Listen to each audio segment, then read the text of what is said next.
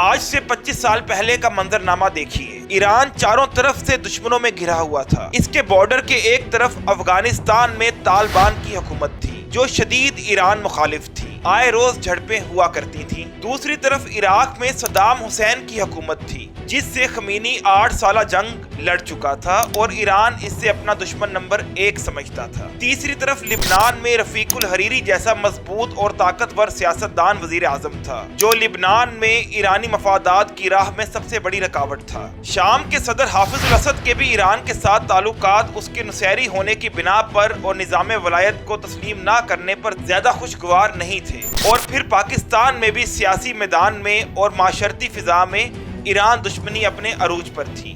تو 21ویں صدی کے آغاز میں ایران کو چاروں جانب سے اپنے مخالف محسوس ہوتے تھے۔ 20 ایران مخالف مسلح تنظیمیں اس خطے میں موجود تھیں اور ایران خود کو بے بس اور لاچار پاتا تھا۔ مگر پھر 9/11 ہوا، وار اگینسٹ ٹیرر شروع ہوئی۔ افغانستان پر امریکہ اور اس کے اتحادیوں نے حملہ کر کے تباہ و برباد کر دیا۔ طالبان کی حکومت ختم کر دی گئی۔ 2003 میں ایک جھوٹ کی بنیاد پر عراق پر حملہ ہوا اور صدام حسین کی حکومت کے خاتمے کے ساتھ ساتھ عراق کی اینٹ سے اینٹ بجا دی گئی، لاکھوں بے گناہ شہید ہوئے۔ 2005 میں رفیق الحریری کو لبنان میں بم دھماکے میں شہید کر دیا گیا اور لبنانی عوام کی مضبوط آواز کو ہمیشہ کے لیے خاموش کر دیا گیا۔ اور پاکستان میں ایران مخالف مذہبی تنظیموں پر پابندی عائد کر کے ان کے سینکڑوں کارکنوں کو پابند سلاسل کیا گیا اور مرکزی قیادت کا خاتمہ کر دیا گیا۔ یوں دہشت گردی کے خلاف اس نام نہاد جنگ میں ایران افغانستان سے عراق تک امریکہ کا سب سے بڑا اتحادی اور بینیفیشری ثابت ہوا۔ ایران امریکہ کو شیطان بزرگ کہنے کے باوجود افغانستان میں اپنے حامی مسلح گروہ شمالی اتحاد، جمعیت اسلامی، شورائے نظر، جنبش ملی کے ذریعے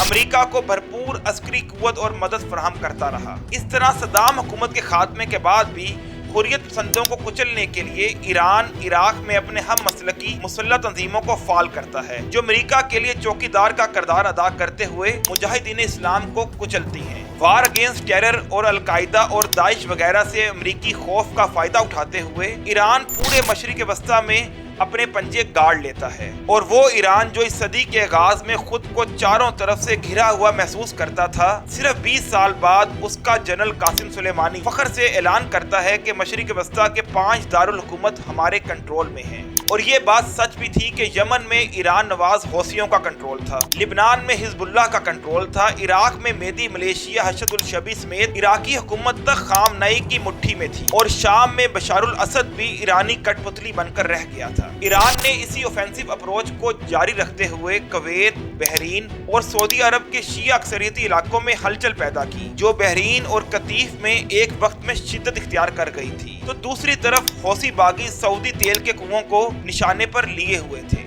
ایران تیزی سے مڈل ایسٹ کا پولیس مین بن رہا تھا۔ ایران کی القدس فورس اور اس کے پالے ہوئے دہشت گرد بلاد عرب میں دندناتے پھرتے تھے اور عرب حکمران اور مسلمان لاچارگی اور بے بسی کی تصویر بن کر رہ گئے تھے۔ مگر خطے کا ایک اور بھیڑیا اس منظر نامے کا بہت باریک بینی سے جائزہ لے رہا تھا، اور اسرائیل کو ایران کا یوں مضبوط ہونا کسی صورت قبول نہیں تھا کہ ابھی امریکہ اور اسرائیل کے اس خطے سے اگلی کچھ دہائیوں تک اہم مفادات جڑے تھے۔ سو اب حالیہ تنازع کو انہی خطوط کی روشنی میں سمجھیے۔ مشرق وسطیٰ میں لگی آگ مفادات کی جنگ ہے۔ ایران اور اسرائیل جو کل تک عربوں کے خلاف ایک صفحے پر تھے اور انہیں مل کر مٹانے کے در پہ تھے، آج طاقت کے حصول اور مفادات کے ٹکراؤ کے باعث ایک دوسرے سے متصادم ہیں، اور اسی وجہ سے مشرق وسطیٰ جل رہا ہے۔ عرب میں ایران کا سب سے بڑا مہرہ حزب اللہ پٹ چکا ہے، وگرنہ برسوں تک حسن نصر اللہ چھپ کر رہنے کے بجائے سر عام خطاب کیا کرتا تھا، مگر جب صہیونی اور ایرانی مفادات ٹکرائے تو ایک دن میں مارا گیا۔